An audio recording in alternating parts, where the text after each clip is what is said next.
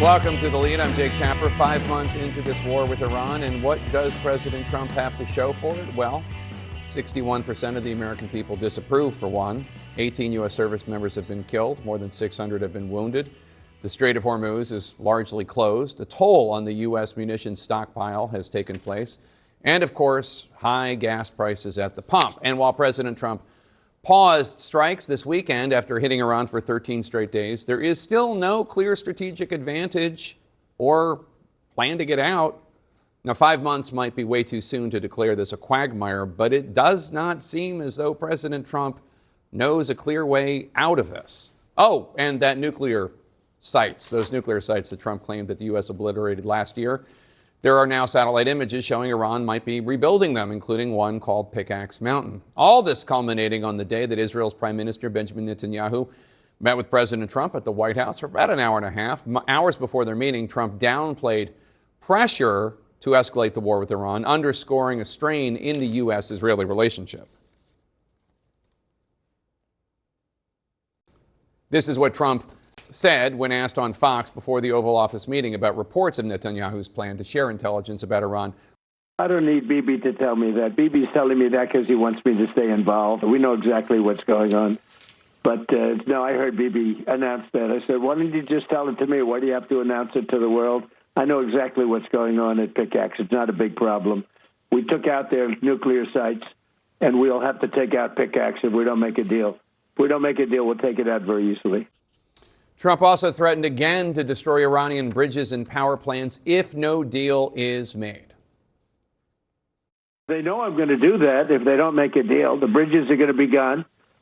Literally in less than, I would say in 2 hours, most of the bridges, the major bridges will all be gone. And the power plants in 1 day. And, you know, if I can avoid doing that, I'd like to do that. Iran and the U.S. may have stopped shooting at each other for now. As for any peace talks, however, those do not appear to be going anywhere. Joining us now is former U.S. Ambassador to Israel, Tom Nides, who served under President Biden. And we should note he is also the spouse of a CNN executive. Ambassador Nides, hours before meeting with Netanyahu, President Trump put down the Israeli prime minister's intelligence about Iran rebuilding its nuclear sites. He said Netanyahu wants him to stay involved with the Iran war. Do you see this as a sign that Trump is trying to find a political off-ramp, perhaps even blaming Netanyahu for pushing him into this war? Well, first of all, Jake, thanks for having me. But I think, you know, the sad part about this for the prime minister, he's in a cul-de-sac. He can't get out, right? He's got on one hand, he's got the Israeli people who are disappointed. They're still under an enormous amount of threat. They believe that the actions that were been taken over the last 5 months was going to lead to a peaceful resolution of the conflict, including, as he pointed out, potentially a regime change. On the other hand, he knows that President Trump wants the war to end. President Trump has been a great friend of the state of Israel, and he understands that President Trump wants this over. So does the Iranians. So we're in a very complicated place. And it's hard to imagine that 5 months ago, the Straits of Hormuz was actually open, and now we're fighting to reopen it. So again, the Prime Minister and oh, by the way, the Prime Minister has an election coming up in October. The complications here are immense. At the end of the day, I think all of us would like to have a peaceful resolution of this as quickly as possible. Netanyahu described the meeting he had with Trump as one of the best conversations they've had. How much does Netanyahu need the U.S. to help fight Israel's battles? 100%. I mean, we are the most important ally to the state of Israel. Obviously, the state of Israel has their own ability to defend themselves, and it's proven over and over again. But we are the most important ally to the state of Israel, which I am proud to be part of. But that said, at the end of the day, that comes with a price. And the price is obviously you're working with President Trump. And when President Trump is making decisions for good or for bad or for right or for wrong, the prime minister is going to have to listen to those decisions. The war with Iran recently renewed fighting between Yemen's Tehran-backed Houthi rebels and Saudi Arabia. Shipping through the Bab al-Mandab Strait is now threatened, putting even more stress on the global economy. What are the risks if this truly becomes a whole new full-bore front to this U.S. war with Iran, except through proxies?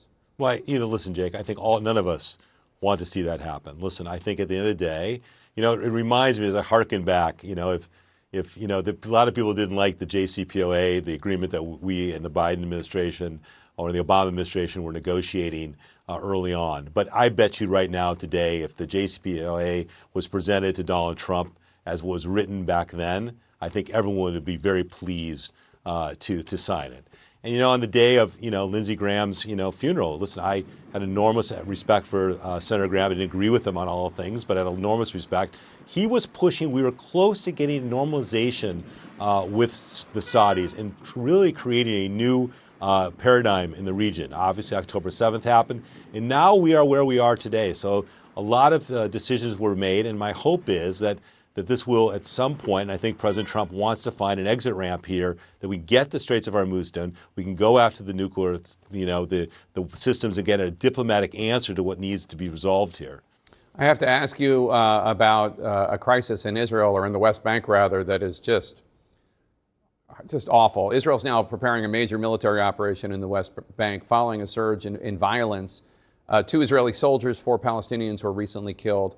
There's settler violence against Palestinians. Yair Lapid, the Israeli opposition leader, former prime minister, he referred to it as Jewish terrorists. I asked him how he would handle it. Take a listen. I would send 300 police officers and 2 battalions of Borders Patrol and deal with it.